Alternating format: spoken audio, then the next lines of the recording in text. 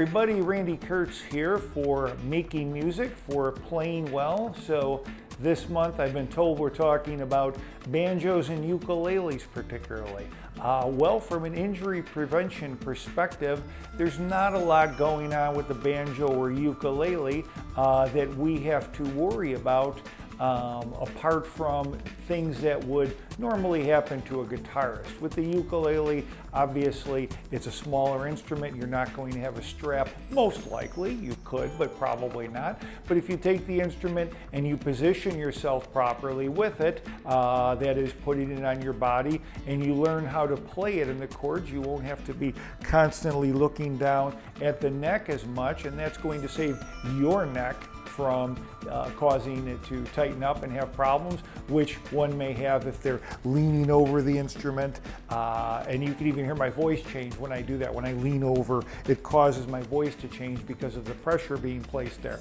That can cause tension in the neck, the upper back, headaches, things like that. So when you learn your instrument and don't have to look at it as much and position it properly and make sure that you're keeping your wrists as loose as you can without being too tight and positioning it right, you'll probably be okay as far as that goes. As far as the banjo goes, I've talked to some of the best banjo players in the world about, hey, what is different here as far as what you do that would maybe not apply to a guitarist.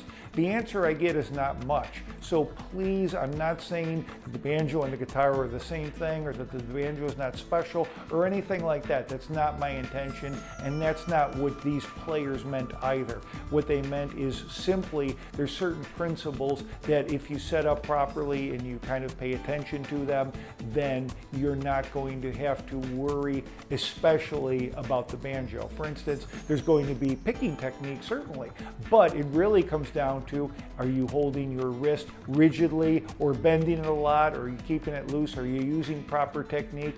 And with the ukulele, like the banjo, there's going to be certain technique that you're going to do that's going to be different, obviously, and once you learn that and learn it properly, you'll probably be good in that regard. So the things I want to point out as far as banjo playing would be mostly the strap. You want to keep the strap on. You want to make sure that it's better if you have it on when standing or sitting, because if you have it at a certain height when you're standing and then when you're sitting you take the strap off, or you have it at a different height, that's usually going to alter the way that you play and approach the instrument, and that's going to affect the way your body reacts to your playing.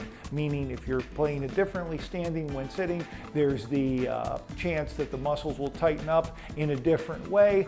Also, if you take it off when you're sitting, you're going to usually cradle it, putting it at a different angle, and that's going to again cause you to bend your neck, maybe to look at it a little differently, or alter the way that you are sitting to accommodate that, which could twist your back, causing back problems to occur. So I always find it's best to sit and have the instrument at the same height as standing, as I would say with the guitar or bass guitar or anything, any strap instrument like that. That's my best advice there. That may mean you sit on a chair. That may mean you need to sit more on the edge of a chair or a couch. That may mean you need a stool. There's a lot of different things that go into that. But essentially it's going to be, again, if you keep that at the same height, if you're not having to look at the fingerboard too much or with exaggerated fashion, such as like that, again, like we talked about with the uke, where you would twist your neck a lot, that's going to save you a lot of time and tension in your neck, rather, from tightening up and giving you these kind of problems, which will include the neck, the upper back, and the headache, as we talked about. So really, it's about, with the banjo, keep that strap on, keep it at the same height when possible. Don't look at the fingerboard as much. Try not to bend your wrists in an exaggerated fashion, which we talked about previously with the bass and with the guitar. And with the uke, just set up properly and try to be as tension-free as possible. And these couple of things, and most importantly, the player being aware of them, will really help to keep things from happening, such as tendonitis, carpal tunnel, muscle tension that's unnecessary, things of that nature. So Randy Kertz with Making Music, Playing Well. Please feel free to contact me at any time through the magazine or through my email drkertz8@gmail.com for suggestions on how we can make this column work best for you, or any questions you may have that may help everybody out there. And I hope you're all staying safe and keeping and playing well. Thanks a lot. Bye-bye.